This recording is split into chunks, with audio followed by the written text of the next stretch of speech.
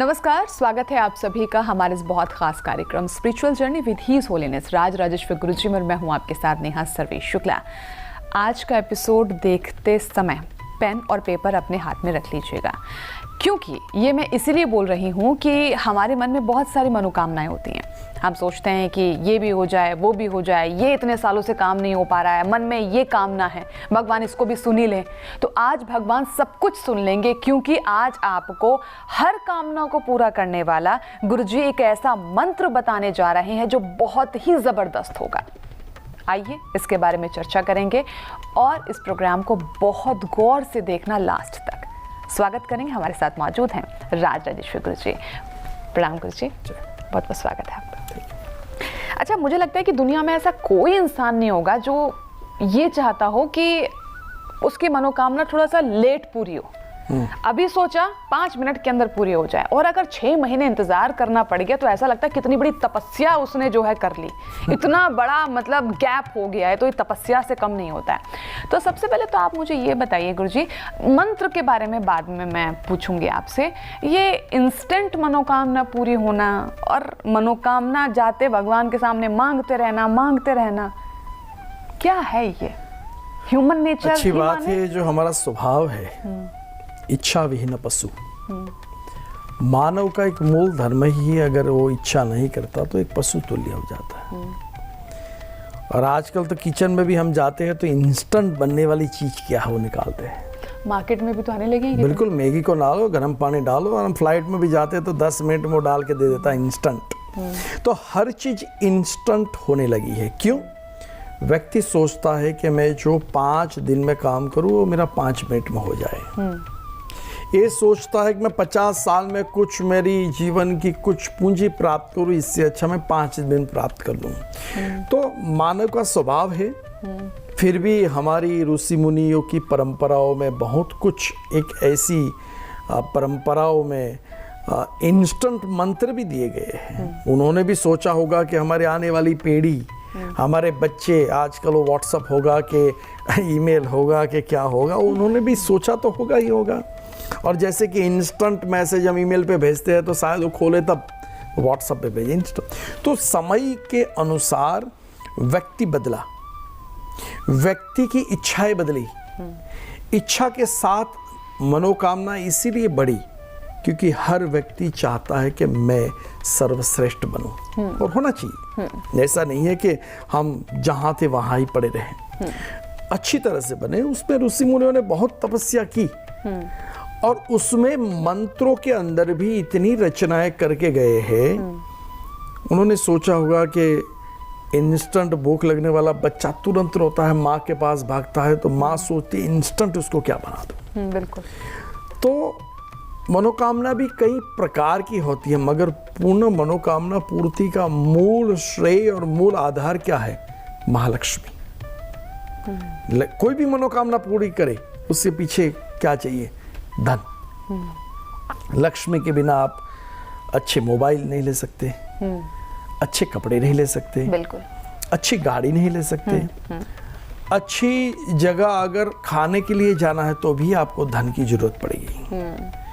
तो यहाँ मनोकामना पूर्ति के लिए एक शस्त्र रूपी लक्ष्मी, यानी एक नहीं, अष्टलक्ष्मी नहीं, हजार प्रकार की लक्ष्मी का एक, जिसको कहते हैं शस्त्राक्षी लक्ष्मी। ये तो नया नाम सुना है मैंने। शास्त्रों में तो पुराना है। अच्छा। मगर वार्तालाप में शायद नया होगा। तो शस्त्र रूपा लक्ष्मी, इस लक्ष्मी की आराधना कई प्रकार की बताई गई। अच्छा।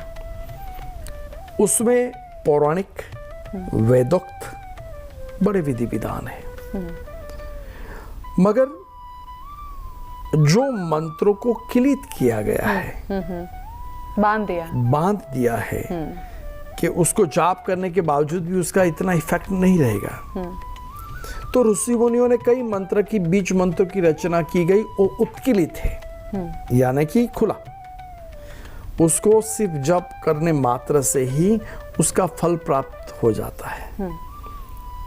वो भी इंस्टेंट बन गया। तो मनोकामना पूर्ति का भी जो काम है वो भी एक इंस्टेंट है। तो मैंने सोचा कि भाई ऐसा कोई विधि विधान समाज में दिया जाए जिसके माध्यम से आज का युग मनोकामना पूर्ति कर सके। यही है मनोकामना। मतलब इतना ज़बरदस्त है वो मंत्र की, क्योंकि देखिए आज का इंसान क्या है ना, बैठना ही नहीं चाहता। अभी जैसे कि नवरात्र गए हैं या कोई भी आयोजन होता है, महोत्सव होता है, अगर ये बोल दिया जाए ना कि 1 घंटे बैठकर आपको रुद्राभिषेक करना, सबसे पहले तो सवाल हो 1 घंटे थोड़ा जल्दी नहीं हो सकता क्या पंडित जी? ये तो छोड़ दीजिए, आजकल लोग फेरों में भी कहते हैं पंडित जी थोड़ा जल्दी करो ना, टाइम नहीं है इतना। इस भागम भाग वाली जिंदगी में जो लंबा टाइम लोग नहीं बैठ सकते, इज इट पॉसिबल जो आप बता रहे हैं कि मात्र उस मंत्र का उच्चारण करने से मनोकामना पूरी हो जाएगी, और आप बोल रहे हैं कि टाइम टेकिंग भी नहीं है? बिल्कुल सही बात है, क्योंकि उसमें ऐसा विधि विधान नहीं है। उसके अंदर जो सामग्री यूज हो रही है वो ऐसी है कि इंस्टेंट अगर आप कहो कि कहीं बैठे हैं तो आपने देखा होगा कि एक कमरे में, एक घर में 4-5 कमरे होंगे, 4-5 कमरे में 3-4 लोग तो रहेंगे। अभी उसको आवाज लगाएंगे, अरे भाई तू इधर आ, वो आवाज नहीं लगाएंगे, वो मैसेज करेंगे या तो मोबाइल उठा के बात, अरे तू जरा थोड़ा नीचे आ जा। तो क्योंकि वो सोचता है कि शायद मेरी आवाज नहीं पहुंची, तुरंत उठाए, इंस्टेंट काम। तो लोगों को ये चाहिए कि अभी का अभी। आपने बताया अभी नवरात्रि गई, लोगों के पास समय नहीं है, लोगों के पास ऐसा कोई मंत्र विधि विधान इतना लंबा करना नहीं। सत्यनारायण की कथा करेंगे तो सोचे कि पंडित जी थोड़ा सा आप एक काम करो ना, आधे घंटे वाला काम कर दो। शादी करते थे काम करते भाई, वो दूल्हे का दुल्हन की माता पिता कहते कि देखो दूर दूर से आए हैं तो आप विधि विधान चाहे वो खाने में 5 घंटा लगाएंगे, मगर जो मूल कार्य है जिनके लिए सब इकट्ठे हुए हैं उनके लिए लोगों के पास वक्त नहीं है। मगर संसार में संतों ने ऐसी विधि विधान करके दे दिया है कि भाई छोटे समय में बड़ा काम। अब मैं वो मंत्र पूछ ही लेती हूँ आपसे, कौन सा मंत्र है वो? देखो, मंत्र जाप करे उसका फल तो मिलेगा, मगर उसके सामने चीज भी ऐसी होनी चाहिए कि जो उनका तुरंत रिजल्ट दे।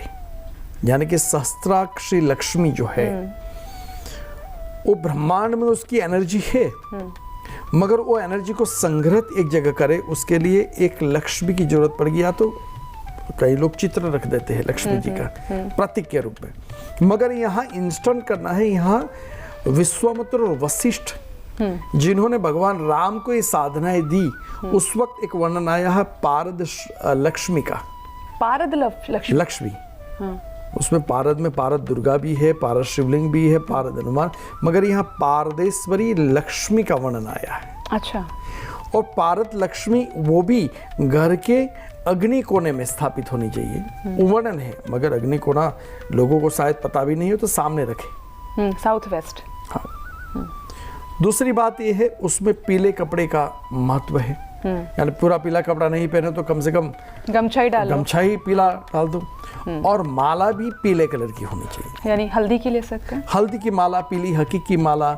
उसमें हमने जो तैयार की उसको कहे सहस्त्राक्षी लक्ष्मी माला, जो पीले कलर की होती है। अच्छा। और नेचुरल स्टोन, पाउडर से बना हुआ नहीं, मार्केट से मिला ले सकते हो, मगर वो विविध मंत्रों से सिद्ध होनी चाहिए, क्योंकि आपको इंस्टेंट काम, मनोकामना की पूर्ति करनी है। वो चीज भी ऐसी होनी चाहिए कि जो आप करो तो तुरंत फल दे, अभिमंत्रित हो, सिद्ध हो। तो उसको सामने रखना है।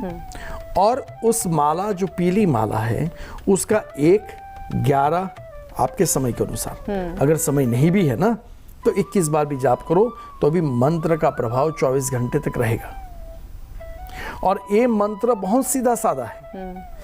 उसमें ये है बीज मंत्र, ओम श्रीम ह्रीम पारदेश्वरी लक्ष्मी सिद्धिम नमः। बस एक बार फिर रिपीट कर दीजिए। ओम श्रीम ह्रीम पारदेश्वरी लक्ष्मी सिद्धिम नमः। सिर्फ इतना ही मंत्र है। और जब पारदेश्वरी लक्ष्मी सिद्धिम नमः उसका मंत्र है, जो मनोकामना पूर्ति करने की जो सिद्धि की आवश्यकता है वो लक्ष्मी प्रदान करेगी। और इस मंत्र जाप में कोई बड़ा विधि विधान नहीं है कि भाई उसमें आपको संकल्प लेना है, शुद्धिकरण करना है, ऐसा कुछ भी नहीं है। मूल सामग्री सामने, आपका मंत्र और मन का जो लक्ष्य है आपका वो फोकस होना चाहिए। और आपने साउथ वेस्ट कोना भी बताया ना, अग्निकोण, उसमें जो अग्निकोण में अगर लक्ष्मी को रखना है तो बहुत अच्छी उसकी प्रभाव, उसका प्रभाव जो अच्छा रहेगा। नहीं है तो जहां भी आपका मंदिर है सामने रख दो तो भी चलेगा, मगर मंत्र सिद्ध पारद लक्ष्मी होनी जरूरी है। अब यहाँ पर एक चीज़ और मुझे बताइए, आमतौर पर जब हम ऐसे अनुष्ठान करते हैं, इसको भी हम अनुष्ठान की श्रेणी में ही रखेंगे क्योंकि ईश्वर से जुड़ा हुआ है, तो हम बहुत टर्म्स एंड कंडीशंस होती, क्योंकि देखिए हमने जब रामायण पढ़ते हैं या फिर जिक्र आता है तो जब रावण भी तपस्या करने के लिए जाता था तब वो हर चीज़ त्याग देता था, हर चीज़। आज का व्यक्ति नहीं त्याग सकता। बिल्कुल सही बात। और मैं, आप शायद समझ रहे हैं मैं क्या चीज त्यागने के लिए बोल रही हूँ, क्योंकि आजकल ना इंसान तामसिक हो गया है। तो क्या एक व्यक्ति इस अनुष्ठान को करते वक्त कौन कौन सी चीजें हैं उनको त्यागनी होंगी, या फिर अनुष्ठान ठीक है? देखो, मनोकामना पूर्ति का मतलब यही है, आप जिस लक्ष्य की प्राप्ति करना चाहते हो, ये चाहते कि मेरा जो घर है बहुत छोटा है, मुझे बड़े घर में जाना है, हर व्यक्ति की एक मनोकामना होती, तो उसी लक्ष्य को रख करके इस जाप करे, उसमें फिर आपको कुछ त्याग करे नहीं करे, कोई टर्म्स एंड कंडीशन नहीं है। अच्छा। कई बार तो होता है कि भाई फास्टिंग करना चाहिए, कई बार तो ये कि पूरा ब्रह्मचर्य का पालन करना है, कई बार अनुष्ठानों में ये भी आ जाता है कि भाई बाल दाढ़ी कुछ भी नहीं करना है, ऐसे ही रहना है इतने दिन के अनुष्ठान में। मगर ये साधना में कोई ऐसा बंधन नहीं है, पूरा साधना का मंत्र जाप और आपकी इच्छा। कब से शुरू करना है, किस वक्त से? कोई भी उसमें दिन नहीं है, वार नहीं है, तिथि नहीं है। जब भी रात को 2 बजे आपको लगे, भूख लगे, तो आप किचन में जाके खाना खा लेते हो। आप बहुत इजी बना देते हो हर चीज को कि कैसे भी शुरू करो, कुछ भी करो। वरना हम इतनी बड़ी बड़ी बातें सुनते हैं, ये नहीं करना, ऐसे नहीं करना, वो मुहूर्त, ये चीजें। इसीलिए तो जटिलता, इसीलिए हमारे बच्चे क्यों अपने आप में धर्म से, सनातन धर्म की इस विधि विधान को कितना जटिल बनाया गया है। लोग इसीलिए भागने लगे, अरे यार उसमें जाएंगे, वो धर्म में बहुत आसान है, कोई नीति नियम नहीं है। देखो वो धर्म वाले भी कितने सरल हैं, भाई हमारे में भी यही है, मगर इस चीज को ऐसा जटिल बनाया गया। और जब प्रश्न कहा जाता है, नहीं बेटा तुझे पता नहीं, ये कर, तो आपके सामने कुछ नहीं करेगा, मगर वो करेगा कुछ नहीं।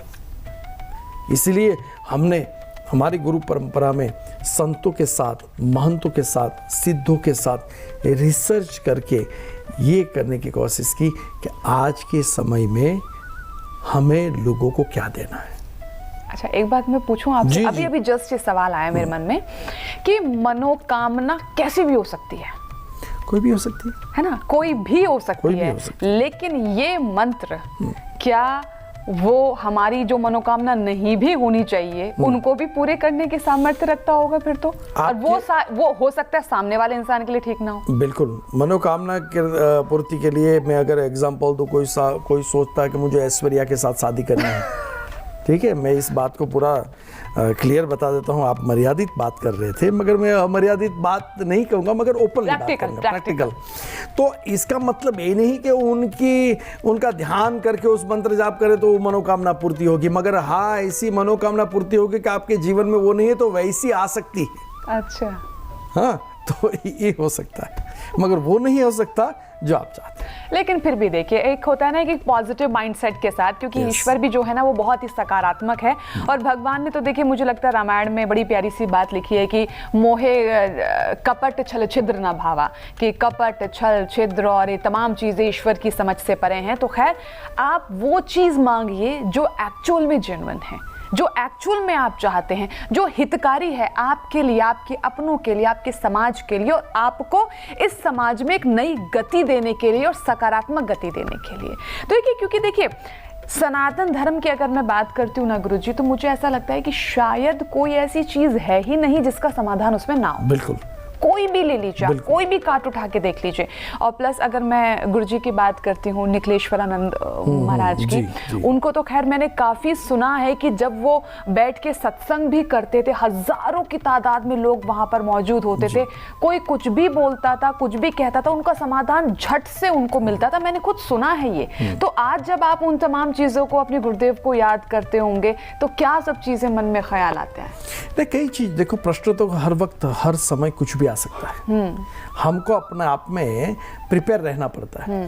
मगर उसमें बात हुई कि उसमें गुरु का आशीर्वाद, गुरु की शक्ति, गुरु का संयोग साथ में रहता है, तो अपने आप में वो कार्य हो जाता है।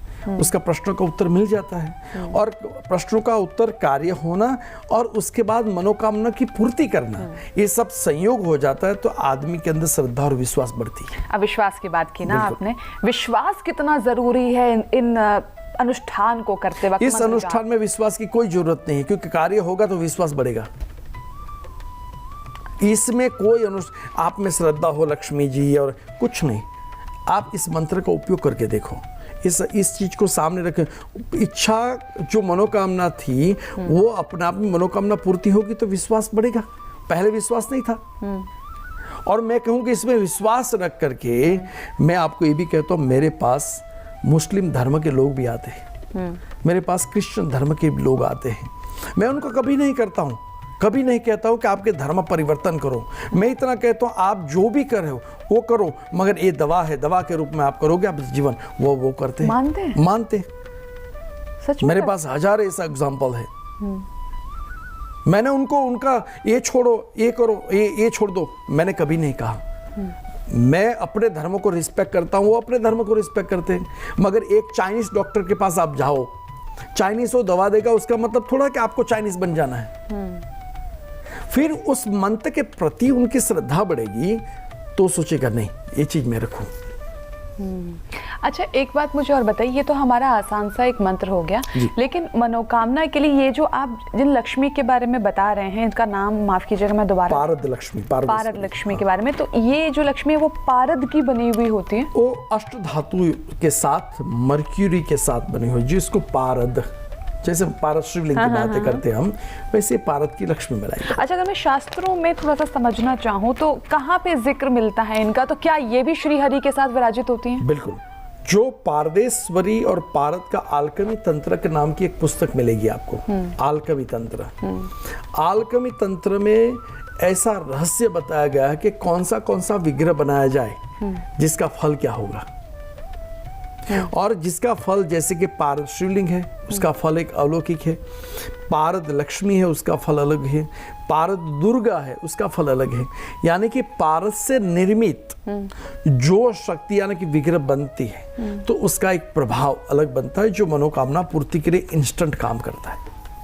तो अगर मैं ये कहूँ कि जैसे कि लक्ष्मी की बात हुई है जी, तो लक्ष्मी यानी कि धन से रिलेटेड ही कामनाओं को पूरी करती हैं या हर मनोकामना? क्योंकि अंत में तो मोबाइल चाहिए तो अंत में क्या होगा? लक्ष्मी, धन चाहिए। ठीक है, कपड़े हो गए क्या होगा? धन होगा। आपको अच्छे ब्यूटिशियन पर जाना है क्या होगा? धन होगा।